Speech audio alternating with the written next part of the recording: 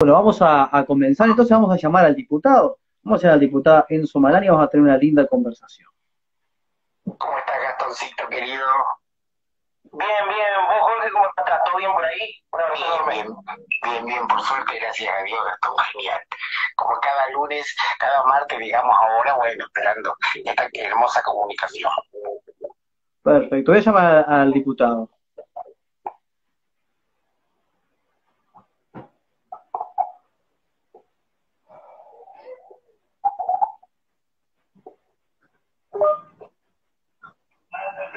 Hola. Hola, ¿cómo le va, diputado? Aquí habla Tabaré Marcos. Bueno, un gusto porque esté participando esta noche aquí en esta entrevista en la mesa virtual del Bonsai del Cerrito. Le voy a presentar a los otros integrantes de la mesa, que son el señor Jorge Céspedes. Jorge, aquí te presento a Enzo Malán. Muy buenas noches, diputado de Somalá. Un gustazo de poder charlar con ustedes. Bueno, buenas noches, un gusto también para mí. Y te voy a presentar también a Gastón Francia, nuestro especialista en deportes.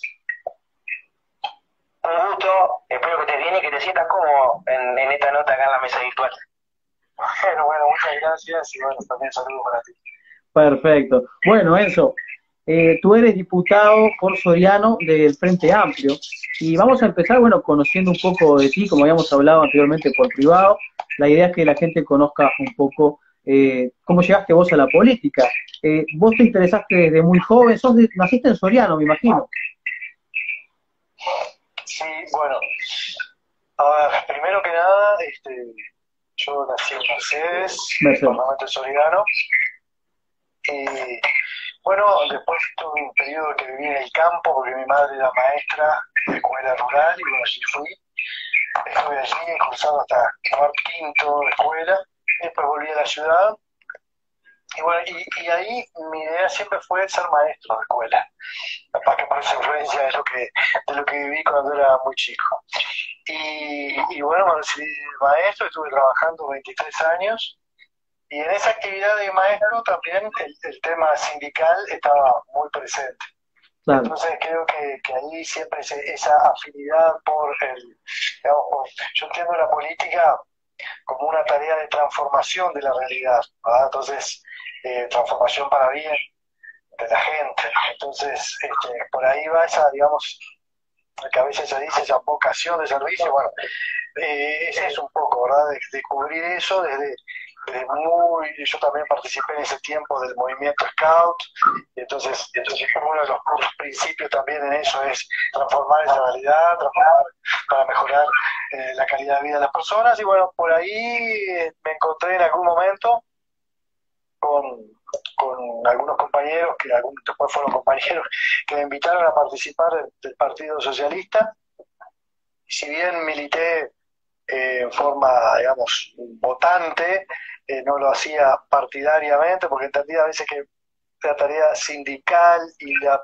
el partido político a veces podía tener alguna implicancia. Entonces, bueno, una vez que yo fui electo edil por el Partido Socialista del Frente Amplio en la Junta Departamental de Soriano, dejé la militancia sindical y bueno, me dediqué, digamos, al trabajo de maestro y al edilato.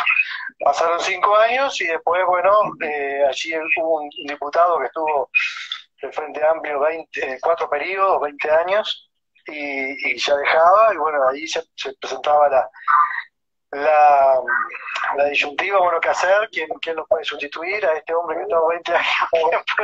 ¿Quién puede estar ahí representándonos? Y bueno, los compañeros eligieron, y bueno, capaz que no había otro que quedé yo, y bueno, y salí electo en el primer periodo, y bueno, y ahora este último lo reelecto. Más o menos, y a grandes rasgos, es eso.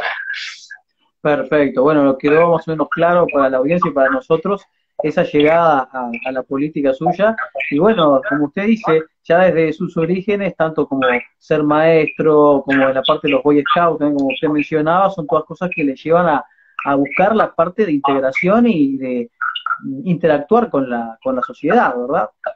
¿Y usted dentro del Frente Amplio, dentro de qué sector está? ¿Son socialistas, puede ser? Sí, el Partido Socialista. Partido Socialista. Nosotros en Soriano tenemos, a ver, primera cosa, siempre es bueno porque decirlo, ¿no? El departamento soriano tiene un diputado por el Frente Amplio, o sea que todos los sectores Claro. aportan, digamos, para decir, el más votado de todos los candidatos, de todos los sectores, es el diputado del departamento. Y en este caso nosotros fuimos con una alianza que era de 90-609, por tanto es el Partido Socialista y el MPP. Claro. Y la 5005 también estuvo integrada en esa lista, que bueno, que son los compañeros que están en la lista, digamos, de suplentes que asumen la titularidad cuando, bueno, cuando yo por distintas razones tengo que o estar en Soriano o no estoy, digamos, para estar en una sesión. Claro. Entonces compartimos así el trabajo. Perfecto.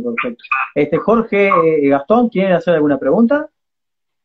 No, por ahora no, seguimos escuchando muy interesado al diputado. Perfecto. Y bueno, sobre el tema, antes de empezar para hablar de la actualidad, ¿no? Usted cuéntele, diputado, a la gente que todos más o menos tenemos una idea, pero cuéntele a la gente la importancia que tiene el Parlamento y que tienen los senadores y los diputados, que es lo que ustedes, porque muchas veces se utiliza, se habla de, a veces pasa, especialmente cuando la población se enoja por cosas de la sociedad que pasan o cuando las cosas no van bien, entonces dice, bueno, pues están sentados ahí y no hacen nada. Y cuéntele a la gente la importancia que tienen los diputados y los senadores, que, digamos, es algo que deberíamos saberlo todos, pero no es tan así. Bueno, primero que nada, nosotros tenemos una república y la república tiene 3 poderes, ¿verdad? Sí. Poder ejecutivo, legislativo y judicial. Ahora, en esa regulación del Estado, los 3 poderes son importantes por eso mismo, para el contralor unos de otros y para evitar los excesos de alguno de ellos. Entonces, cuando el Poder Ejecutivo es electo, sin duda fue electo este Poder Ejecutivo, pero no puede hacer lo que quiere, ni este ni el anterior, ¿verdad? Ni el secretario del gobierno. ¿Por qué? Porque hay un Poder Legislativo que lo controla y las leyes que promulga el Poder Ejecutivo, sin duda, debieron tener un debate parlamentario y mayorías allí también que se concreticen de alguna forma. De todas formas, también el Poder Legislativo no puede hacer lo que quiere y elaborar la ley que quiere, porque por un lado puede existir el veto del Poder Ejecutivo, pero también puede existir la inconstitucionalidad que pueda el Poder Judicial también decretar. Entonces, allí hay, digamos, una especie de armonía, si se quiere, en lo que es el Estado para evitar eso, que las voluntades de cada uno puedan expresarse sin ningún límite. Eso por un lado.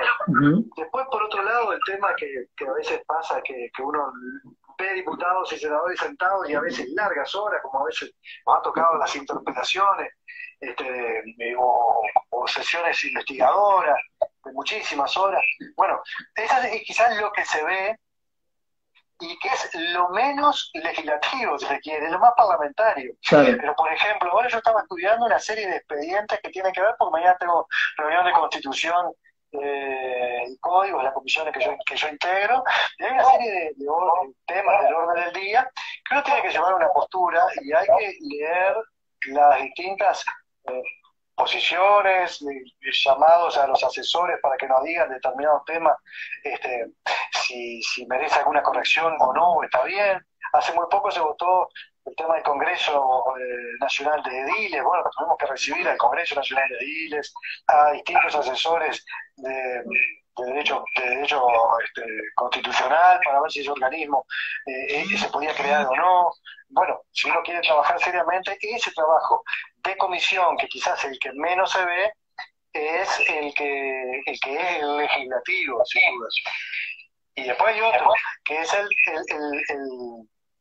la tarea del parlamentario como representante nacional. Es decir, claro, el representante no puede estar acá en Montevideo, en mi caso, sentado en el despacho como estoy ahora, sin estar recorriendo los barrios de la ciudad y los pueblos del departamento de Soriano. Entonces, Generalmente, viernes, sábado, nos dedicamos a eso, a recorrer un barrio, a escuchar, y muchos de los planteos que hemos llevado adelante o que tenemos aquí en la Cámara responden a eso, justamente a escuchar lo que les pasa a los vecinos.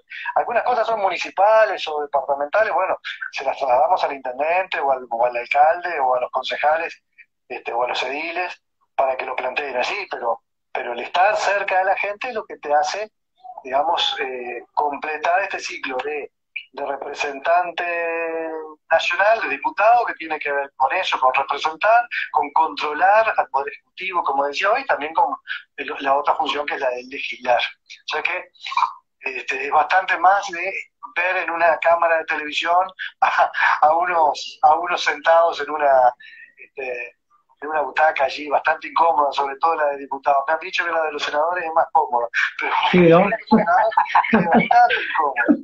Sí, no, me imagino. No, no, lo interesante del trabajo es estar cerca de la gente y escuchar a la gente directamente, ¿no? Y por mi lado, digo, ¿cuáles serían las necesidades que por ahora va planteando la gente que ya para las medidas que tiene, ¿no? No, mirá, puedo contarte algunas, es decir, nosotros hemos recorrido últimamente algunas cooperativas de vivienda, generalmente de fútbol. En Soriano hay muchísimas cooperativas de este tipo. Bueno, y hay un planteo que cuando un cooperativista se va de la cooperativa, deja la vivienda, bueno, hay un plazo de 2 años para que se le pague al que se fue lo que aportó, ¿verdad? Si terminó de aportar, si terminó de pagar todas las cuotas, ya la vivienda sale, no sé, $60.000, tiene un año para pagarle $30.000 a la cooperativa y después los son 2 años más para pagar los otros 30.000. Ahora, ¿qué pasa? Si se van 4, imagínense, toda la cooperativa tiene que reunir todo eso, ¿verdad? Claro, es muy difícil, sí. Entonces, ¿a quién se le termina dando esa vivienda? A alguien que tiene un poder adquisitivo importante porque necesitan que ingrese ese dinero para pagarle al que se tiene que ir, porque capaz que el cooperativista que se va, en buenos términos, no pasa nada y le da un plazo más, pero si no, quiere el dinero y le puede hacer hasta un juicio. Entonces, y se puede hipotecar toda la cooperativa. Imagínese gente que que construyó la vivienda, pasó 25 años y quizás ya está jubilado, a tener que afrontar demandas porque, bueno, entonces, eso es un problema que la tiene la mayoría de las cooperativas de fútbol. Y bueno, y eso es un planteo que está aquí en una de las cámaras, en una de las comisiones, que busca, bueno, distribuir en el tiempo, en vez de 3 años, pasar a 8, de tal manera que sí, la persona, primero desalentar a que la persona se vaya de la cooperativa, pero en el caso que se vaya, poder también diferir en el tiempo el pago y hacerle menos dificultoso el esfuerzo que tiene que hacer el núcleo de todos los que quedan, ¿verdad? Sí, claro, claro. Por un lado, eso salió de una visita a una cooperativa que se llama Mercedes, Coviasa, bueno, Covianalpa 1, una de las primeras que hay allí. Entonces, de ahí sale ese planteo. Entonces, uno va recogiendo, pasa por ejemplo por el tema de, hay un pueblo que se llama Perseverano y Lares, que están en el centro mismo geográfico del departamento de Soriano, y están rodeados de forestales. Entonces la ley forestal, o sea, o el código rural habla de que a los 12 metros del alambrado, está el alambrado, decía, a los 12 metros puede estar la forestación, ¿verdad? Ahora, eso es lo que dicen medios rurales, ¿verdad? Porque uno puede prever, ahora sí puede prever que el alambrado a 12 metros, o está el camino para un lado y para el otro lado está la forestal. Ahora, cuando esto se realiza en un campo, la forestación se realiza en un campo que rodea un poblado, como este que estoy diciendo, Perseverano y Lares, quizá alguno lo conoce porque el presidente incluso fue a Lares, presidente de la República, a Lares y Perseverano, porque inauguró un puente, hizo todo bueno, un show, iba a decir. Bueno, llegó un helicóptero y todo en el pueblo, y todo eso. Pero más allá de eso, quizás por eso se pudo haber hecho conocido. Pero ¿qué pasa? Esta gente ahora, en invierno no pasa nada. Ahora cuando llega el verano y uno ve, por ejemplo, que se incendia en determinado lugar, que se incendia en otro lado, que hay en Europa, en Chile, hubo grandes incendios, etcétera, de los bosques. Bueno, yo tuve la preocupación de ellos es qué pasa si se prende fuego estos bosques, que no, esta forestación que nos rodea, y, bueno, y están a 12 metros. Bueno, del cuerpo de bomberos acá, vimos hablando, esto fue en el periodo pasado, aquí en el cuartel de bomberos con algunas de las personas allí nos decían, bueno, a 300 metros, cuando hay un incendio fuerte de un campo, de un monte, el bombero ya tiene dificultades para entrar. Imagínate, a 12 metros. Bueno, entonces hay un proyecto de ley para tratar que donde hay centros urbanos, asentamientos urbanos rurales, el código rural se ha modificado y en vez de, perdón, ellos nos decían a 200 metros. Nosotros pusimos a 300 metros que se retirara la forestación en esos lugares. Bueno, eso es un proyecto de ley de modificación del código rural que surge de esa recorrida, porque si no, ¿cómo te vas a enterar de las necesidades y las dificultades de la gente? Va por ahí, digo, el recorrer pasa por eso, ¿verdad? Exacto. Por escuchar a la gente y ver cuáles son los planteos que tiene. Hoy en día también está el tema del trabajo, pero esas cosas a veces es muy difícil para los diputados, son muy difíciles, es imposible la solución en este momento a la necesidad de trabajo que pueda haber, a la desesperación, más allá de lo que se pueda plantear aquí. Hace muy poco, y en esto de trabajo, algunos vecinos de Villa Soriano. En Villa Soriano es un poblado que está en el departamento de Soriano, que está ahí en la desembocadura del Río Negro y el Río Uruguay. Bueno, allí hay una serie de pescadores artesanales que salen a pescar al Río Uruguay, pero ahora se les salió un decreto de la CARU, de la Comisión Administradora del Río Uruguay, que jueves, viernes y sábado, domingo no pueden salir a pescar, porque hay una veda. Entonces, el tema es, los pescadores dicen, bueno, está bien, vamos a suponer, yo tengo que salir el lunes y tiro el espinel. El martes recién tengo que ir a juntarlo, ¿verdad? Sí. Entonces, y tiro, ahora, si el lunes hay o el martes hay un temporal, ya no puedo salir, ya el miércoles no puedo ir porque el jueves no puedo ir a juntar. Entonces, pierdo la semana. Y esa gente vive de eso, de lo que pesca la gente. Claro, sí. Un camión que viene y lo lleva, después lo distribuye, o a la misma población, o a Lore o a Mercedes, donde fue. Entonces, estuvimos conversando con diputados de Salto, de Fraiventos, de Río Negro, y bueno, lo que hicimos fue, bueno, ellos vinieron a la Comisión de Legislación y de Legislación del Trabajo aquí en la Cámara, y estuvimos tratando de elaborar una especie de subsidio, es decir, por mientras dure la veda, bueno, que ellos tengan un mínimo subsidio, estamos hablando de son 2 bases de prestaciones y contribuciones, son unos 10.000 pesos, poco menos, pero bueno, que por lo menos tengas algo para afrontar la sobrevivir, pero claro, lógico. Incluso para pagar el monotributo, porque muchas veces son tributistas y tienen que tener. Bueno, entonces, eso es un paliativo de esta situación, que capaz que está bien lo de la CARU en el sentido de que ellos prevén que va a haber una bajante del río Uruguay, y esa bajante va a perjudicar la reproducción de los peces. Es decir, es una veda que tiene que ver con la vida hípicola, digamos, de la reproducción de las especies. Entonces, claro, lo que quiere es restringir la pesca. Pero claro, no es la pesca de que yo voy a pescar con un reel y... No, claro. Hay gente que vive de eso, vive de eso prácticamente, sí, mantiene su casa, mantiene su familia de ese trabajo, ¿no? No estaría nada fácil para usted, no es nada fácil. La verdad que es bastante complicado, porque está perfecto. Usted escucha la necesidad de la gente, pero con todo no se puede cumplir. Se va a cumplir, no me diga de que se pueda, ¿no? No, la verdad que lo compadezco. Sí, y a veces yo lo he planteado, a veces en algún medio, a veces con dolor, ¿no? Cuando uno recibe quizás en pueblos más chicos uno conoce al diputado y aparece la gente que cree que el diputado puede tener las soluciones. Entonces dicen, diputado, si sabe de alguna changa, de algo para hacer, algún trabajito, y yo qué sé, digo, yo no tengo ninguna empresa personal, no tengo campo, no tengo, es decir, yo fui un maestro de escuela que en definitiva hace 7, 8 años había electo diputado. Entonces, ya sé lo que tenés que hacer, pero no es una fuente de trabajo, digamos.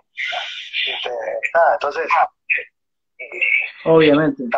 Por ahí. No es nada fácil, la verdad. El tema que usted planteaba de la CARU, yo justamente lo vi en sus redes sociales, que usted lo puso hace muy poco, y justamente, brevemente, creo que pasa algo parecido con este tema que pasó con la pandemia, porque se hablaba acá también de mucho de cerrar todo, se hubo polémica por si tomaban medidas como en otros países, pero estaba el tema de que la gente necesita trabajar y tener un ingreso, y se hablaba también de una renta básica, bueno, se habló todo lo que pasó que conocemos, pero estaba ese debate, claro que obviamente que se necesitaban que no hubieran aglomeraciones porque tenemos un virus que mata y que es peligroso, pero a su vez la gente necesita también tiene que seguir viviendo. ¿Cómo piensa usted como diputado del Frente Amplio de su visión y también de la visión del Frente? ¿Cómo se llevó todo el tema de la pandemia por el gobierno? Y bueno, nosotros, por ejemplo, también recibimos talleristas, de auto, digamos, de chapa pintura, recibimos peluqueros, por ejemplo, la asociación de peluqueros, bueno, decía, bueno, yo tengo un salón de belleza, decía, ¿no? Tengo que alquilar. Ahora, en el tiempo más crudo de la pandemia, nadie iba a fiesta, no había ninguna actividad, entonces, y tampoco se podía, el anuncio era quedarte en casa, entonces, ¿quién va a ir a un salón de belleza, una peluquería? Entonces, pero la persona tenía que mantener el salón porque estaba pagando el alquiler. ¿Cómo lo hacía? Entonces, bueno, hubo una especie de préstamo a los monotributistas en ese sentido, pero préstamo, en definitiva después terminaba pagando algunas cosas, pero no quedaba endeudado con eso. Entonces, nosotros lo que hemos planteado siempre de aquí, desde el Parlamento, es que vimos que de alguna forma no se fue del todo contundente en las ayudas económicas a la gente, ¿verdad? Claro. A estos sectores. Entonces, hay un economista que se llama Stiglitz, que fue premio Nobel, que justamente él dice, en situaciones de crisis económica, no lo dice, no es tampoco ni marxista, ni socialista, ni nada, pero él dice, en tiempos económicos de dificultad económica, no es que hay que ayudar a los más grandes, a los mayadores, que es el presidente, no es que no hay que ayudar a los más grandes, porque en definitiva, los más grandes, cuando pase raya y termine la crisis, van a estar mejor aún, van a enriquecerse más. Hay que ayudar, sí, a los más chiquitos, porque los más pequeños son justamente las micro y pequeñas empresas, son ese tejido social que se van a mantener activos, y una vez que pase la crisis, porque algún día va a pasar, no habrán tocado fondo. Porque si tocan fondo y cerraron y hubo gente desempleada, etc., después es muy difícil revertir esa situación desde 0 o desde -10. Eso lo dice Stiglitz, ese economista que premio Nobel. Entonces, por eso decimos que creo que el gobierno en algún momento se quedó corto en esa ayuda, tuvo una buena iniciativa en su momento, pero no llegó a invertir todo lo necesario, y por eso la consecuencia es que hoy tenemos muchas personas que cayeron bajo el nivel de la pobreza. El mismo Manini de la coalición dijo, va a quedar el tendal de desempleo y de empresas que van a cerrar, y bueno, eso mismo fue lo que fue sucediendo, ¿no? Entonces, bueno, ahora habrá que remarla, porque está bien. Yo paso y veo que hay empresas que cerraron de distintos tipos, gastronómicas, etcétera, en Montevideo, en Soriano, y están cerradas, o sea que no sé si van a volver a abrir. Claro. Y esos son capaz que 1, 2, 3 fuentes de trabajo, y bueno, sí, pero sumadas hacen el total de lo que está sucediendo, ¿no? Claro. Sí, pero le voy a hacer una pregunta. ¿Tú ¿Tú crees que este gobierno que está al frente, obviamente, de todo esto, está gestionando mal todo lo que es el tema de desempleo y eso? A ver, tenemos que tener en cuenta lo difícil que es, que la pandemia no es ajena a nosotros, sino es global y demás, pero tengo esa sensación como que no están haciendo las cosas exactas, están yendo por un camino totalmente erróneo. Bueno, a ver, yo creo que son coherentes con las políticas neoliberales, ¿verdad? Entonces, ellos son un gobierno neoliberal y por lo tanto aplican una receta neoliberal. ¿Cuáles son esas recetas neoliberales? Retirar el Estado. Es decir, que el Estado no esté presente en determinadas situaciones. Entonces, cuando vos ves que las escuelas públicas, los niños no pueden repetir un plato de comida, ¿por qué? Bueno, porque hay que ahorrar. Cuando vos ves que una cuadrilla de OCE no tiene funcionarios, bueno, porque, o del Banco República, yo he estado con funcionarios de la EBU que nos dicen, bueno, no sé si vamos a poder seguir atendiendo el Banco República de Palmitas. ¿Por qué? Bueno, porque se atiende desde Soriano, y como hay un decreto que es el 90-20, en el cual cuando se jubilan, de 3 que se jubilan, se puede reponer uno, y bueno, son menos funcionarios para atender, es decir, menos Estado para atender la situación de la gente. Entonces, cuando vos tenés esa perspectiva de retirarte del Estado, y lo vemos en los presupuestos, ahora estoy viendo, yo en ACE, por ejemplo, están faltando cada vez medicamentos, etcétera, etcétera. Y siempre uno va a la cola de la farmacia, yo estaba el otro día buscando un medicamento para mí, y escuchaba, y llegaban todos, y pedían 2 o 3 medicamentos, y siempre a alguno le faltaba. Bueno, y yo digo, eso es así, tiene que ser así, porque si hay menos plata para la salud y hay más usuarios de ACE, y bueno, es evidente, con menos plata para atender más gente, en algo tiene que fallar. Entonces, creo que si hay una crítica que hay que hacer, yo creo que todo el tema vacunas, etcétera, bueno, de alguna forma, por la estructura que ya había, ¿verdad? En el Estado uruguayo se pudo llevar adelante.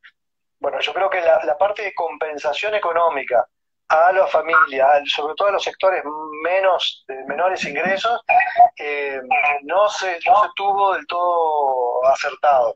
Y digo también que recursos hay. ¿Por qué? Porque los grandes exportadores o los exportadores de este país les fue muy bien.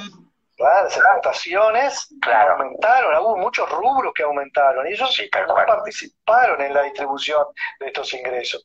Entonces, yo vengo de un departamento donde la producción es bastante importante, donde también en su momento el dólar había subido. Bueno, son ingresos, digamos, que no se terminan redistribuyendo. Nosotros habíamos planteado también algunos otros, en vez de aquel impuesto al fondo coronavirus, al fondo COVID, que también se involucrara en los privados, que también se incluyera algunas modificaciones, por ejemplo, el impuesto al patrimonio, etcétera, pero bueno, no llevaron en la punta. Bueno, claro, sí. Y por gente que ha pasado muy bien y tampoco se le tuvo mucha conciencia a la gente de la cultura, ¿no? Porque la cultura prácticamente no se apoyó para nada, y esa gente es gente que vive prácticamente por supuesto, sí, dado la mano a ellos. ¿Y ustedes cómo se impulsaron con el tema de la cultura y sobre todo eso? Y bueno, yo ya te digo, cuando se hablaba de la ley de urgente consideración, nosotros hicimos como bancada del Frente Amplio una presentación de las verdaderas necesidades de la gente, en lo cual se incluía una batería de todo tipo de propuestas que sin duda tomaron el Estado parlamentario, pero quedaron ahí, ¿verdad? El tema del subsidio también, el transitorio, etcétera, quedaron ahí. Y bueno, eso es un debe, por eso decimos, quizá se hicieron cosas, sin duda se hicieron cosas, pero se quedaron cortos, ¿verdad? Y entonces en ese quedarse corto, ahora va a ser mucho más difícil salir adelante, ¿verdad? Y bueno, esperemos que la pandemia realmente cese, y que se pueda, de alguna forma, poco a poco empezar a... Porque evidentemente nadie quiere la pandemia, ni nadie quiere esto, este gobierno, ni nada por el estilo. Fue algo catastrófico para todo el mundo. Le tocó al Partido Nacional, a la coalición en este caso, estar gobernando, bien, todo el apoyo desde el principio. Ahora, claro, tenemos visiones distintas, ¿verdad? Por supuesto, Hace muy poco, ahora está en el Senado, pero en diputados se hablaba de 600 y algo de millones de dólares de ahorro. Y cuando uno empezaba a ver dónde estaba el ahorro, resulta que estaba en salario, en sueldo, en educación, en ACE. Bueno, pero entonces, ¿qué ahorro? ¿De qué ahorro me estás hablando? No es un ahorro, es un recorte disfrazado de ahorro. Bueno, entonces va por ahí, digo, nuestra interpretación de esa realidad. Perfecto, claro. Diputado, usted sabe, Enzo, le quería decir que Jorge Céspedes es un ícono del candombe y de la cultura, justamente que él estaba hablando de cultura, y bueno, él es bailarín de muchísimos, 50 años de candombe, 53, ¿verdad, Jorge?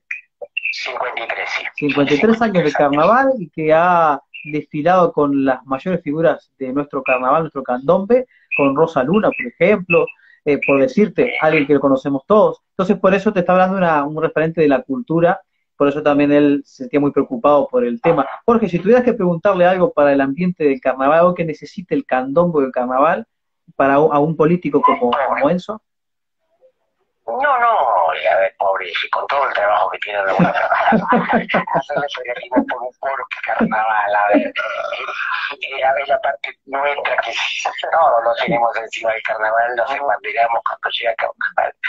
Traen cosas que son importantes, que el carnaval no deja hacer menos, ¿no?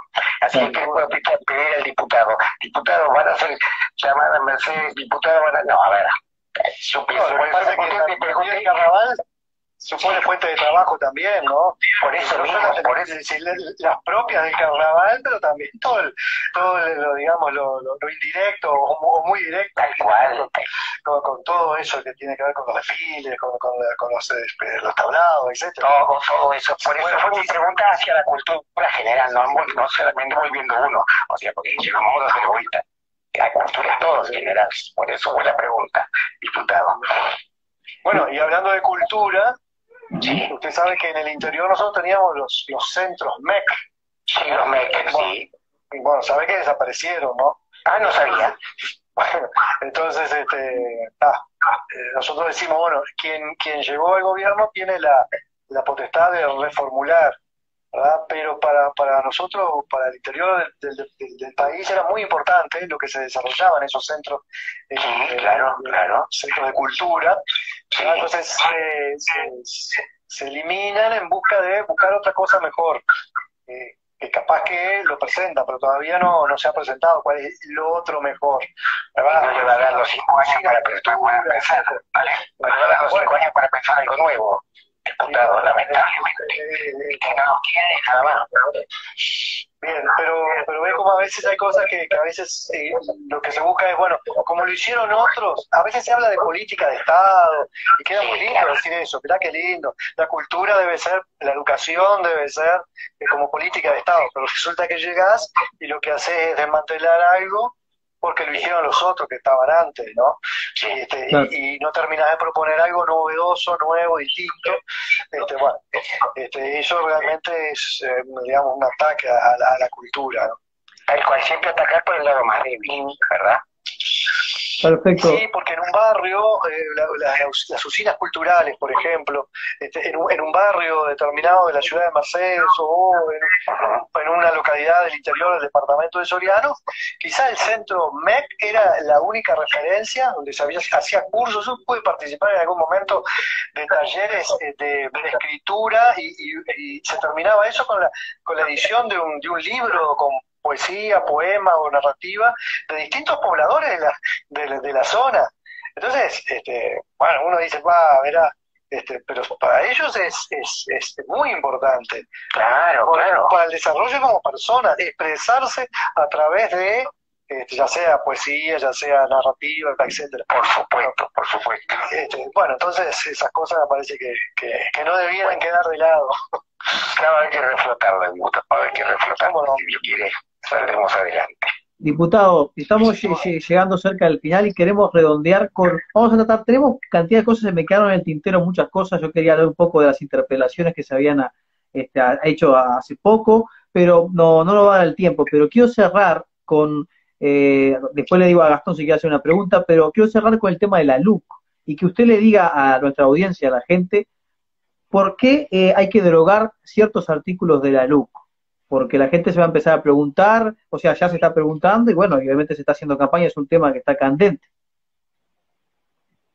Bueno, estamos hablando de 135 artículos que nosotros buscamos derogar, pero en definitiva sería muy tedioso y largo uno a uno. Ahora, sí, brevemente, no lo más sintético que se puede. Yo te puedo decir en los temas que de educación, por ejemplo. El tema de educación, volvimos a la época de José Pedro Varela, es decir, sacamos el Consejo de Educación Primaria, ¿verdad? Que era uno de los consejos que durante todo el tiempo, nadie le puede decir nada a los consejos de educación primaria de que no han tenido efectividad desde la época Varela hasta nuestros días, ¿verdad? Con casi el 100% de cobertura educativa. Entonces, con la finalidad de mejorar la educación, se saca la representación de los docentes. Entonces, yo creo que ahí hay una cierta alergia a la participación de los docentes en el gobierno de la educación, alergia a la participación, por ejemplo, en el Congreso de la Educación, que hasta la ley anterior, por lo menos una vez en cada periodo tenía que haber un Congreso de la Educación, ¿verdad? Ahora, en esto se elimina eso y puede haber como máximo una vez, o sea que puede haber 0, ¿verdad? Entonces, claro. Bueno, hay un sesgo privatizador de la educación pública, por ejemplo, sacándole la necesidad de, ahora todo consejero del CODICEN tenía que tener 10 años, para gobernar la educación pública, ¿no? 10 años de haber trabajado en algún subsistema de la educación pública. Bueno, eso se elimina, ¿no? ¿Por qué se elimina? Y bueno, porque es posible que pueda entrar cualquier persona no va a entrar, capaz que viene de los ámbitos privados. Bueno, y hay una lógica de colegio privado. Yo en algún momento trabajé en algún colegio privado también, en un colegio privado. Entonces, pasa un año y si el docente no cumple con ciertas metas o no se lleva bien con el director, bueno, el año siguiente, ¿qué puede pasar en un colegio privado? Y bueno, no te renuevan el contrato, te pagarán lo que te tengan que pagar, pero no seguís ahí. Bueno, pero esa misma lógica se quiere implementar en las escuelas públicas y en los liceos públicos. Si vos no te llevas bien con el director o no cumplís con determinada meta, entonces yo digo, la libertad de cátedra, bueno, se deja de lado. El director puede tener la potestad de decir, bueno, estos se quedan en esta escuela o estos se van de la escuela, lo cual afecta sin duda los concursos, los escalafones, etcétera. Entonces uno dice, bueno, esto me parece que no podría estar funcionando. Tiene eso, la no participación en la gestión de la educación y tiene una mirada privatizadora de la misma. Otro tema hoy, el tema de la seguridad, ¿no? Mucho se ha hablado y aquí hay dos concepciones, ¿verdad? Cuando se habla de por ejemplo, de la defensa, por ejemplo, si yo estoy defensa propia, ¿verdad? Si yo estoy en mi casa y entra un ladrón y viene, me apunta y yo le pego con algo, bueno, y lo hiero, lo mato, bueno, eso es en defensa propia, ¿verdad? Eso está en la ley y eso está en la ley actual y está en la ley anterior también. Bueno, pero ¿qué hace la LUC? Dice, si esa persona está en la barbacoa y yo supongo que me está robando, yo le puedo tirar un tiro, ¿verdad? Porque lo que estoy defendiendo ahora es la propiedad, ¿verdad? Entonces, yo me acuerdo cuando era chico, yo me acuerdo porque esto fue real, jugando en la casa en Mercedes, con unos amigos en el patio de mi casa, la pelota cayó para la casa del vecino. Yo fui a buscarla y un señor que vivía al lado, que estaba medio ebrio, me salió a insultar y salió con un cuchillo, una cosa así, ¿no? Entonces yo disparé, agarré la pelota y me fui. Pero bueno, ahora yo no le estaba agrediendo, no le estaba afectando la vida a la persona. Pero ahora con la ley de urgente consideración, él no podría haber tirado un tiro y está protegido, ¿verdad? Entonces yo digo, hay cosas que hay que tenerlas en cuenta si realmente es eso lo que queremos para, para nuestra vida de convivencia. Si es lo que queremos, el tema del sistema de vivienda, por ejemplo, que vos puedas alquilar sin garantía, lo podés hacer ahora, el día, ¿verdad? Si acordás con el dueño, pero que después tengas una semana para salir o un mes para salir, y si vos tenés hijos y quedás en la calle sin ninguna protección, bueno, entonces hay cosas que habría que analizarlas. Claro. Por algo, hasta ahora, el gobierno no quiso hablar de esto. Ahora ha empezado, por suerte. Claro. Pero bueno. Sí, por eso le preguntaba y no quería irme, que nos fuéramos sin hablar un poquito del tema de la luz, porque es lo más importante. Estas cosas que vienen son cosas importantes que tiene que saber la población, todas las campanas y las implicancias que tienen que se aprueben ciertas leyes. Justamente cuando le empecé la nota, que le dije, dígale a la gente la importancia de los diputados, y que justamente ustedes están para eso, para aprobar leyes, para hacer leyes, proyectos de ley. Bueno, me quedó en el tintero algunos proyectos de ley que usted presentó. Bueno, habló un poco también de lo del CARU, pero en otro momento, si no tiene problema, lo volvemos a invitar y hablamos de ese tema. Ahora, lo que voy a hacer es pasarle a Gastón. Gastón, ¿querés cerrar con alguna pregunta? No, justo la pregunta que le iba a hacer se la preguntaste vos, Tabaré, que fue sobre la luz, pero estaría bueno en otro momento, con un poquito más de tiempo, poder hablar de eso, que es un tema re interesante. Perfecto. Sí, para decir una cosa sobre la LUC modifica 60 proyectos de ley, ¿verdad? Pero, por ejemplo, en el tema de la educación, la ley de educación que estaba vigente llevó 2 años y medio poder discutirla, estaba en un debate educativo, la población, bueno, ahora en 30 días, porque fue lo que se discutió en la Cámara de Diputados, se resolvió cambiar, desestructurarla, ¿verdad? El Código Penal llevó 7 años y se votó por unanimidad. Ahora en 30 días se modificó esencialmente varios de los elementos del Código Penal. Entonces, me parece que no es serio que en 30 días se puedan discutir más de 60 leyes, cuando uno hoy decía que la función del legislador era fundamental, eso de la comisión, llamar expertos que te asesoren, que escuchar a unos, a otros, a quién afecta, a quién puede no afectar, etcétera. Bueno, en 30 días fue imposible abordar toda esta temática. Y bueno, y después de eso, durante el tiempo que se juntaron las firmas, hubo un silencio de parte de la coalición. Por algo sería, ¿verdad? Porque no se quería profundizar en cuáles eran los temas. Claro. Sí. Pues la idea justamente de estos espacios de comunicación es poder justamente que la gente sepa y se usen todos los mecanismos democráticos y que la gente vaya con conocimiento a votar, ¿verdad? Bueno, diputado Enzo, le agradezco mucho, Enzo Malán Castro, diputado por Soriano del Frente Amplio, le agradezco mucho haber estado esta noche en la mesa virtual del Consejo del Cerrito y vio que la katana no le hizo nada, ¿no? No lo mató el samurái. No, yo tenía miedo del samurái ese que dije, bueno, ¿a me corta la cabeza? Pero bueno, está bien. Espero que haya disfrutado de esta mesa y en otro momento lo volvemos a contactar de nuevo. Muchísimas gracias. No, gracias a ustedes y muy cómodo me sentí en este programa. Así que será hasta la próxima. Un abrazo grande. Chao.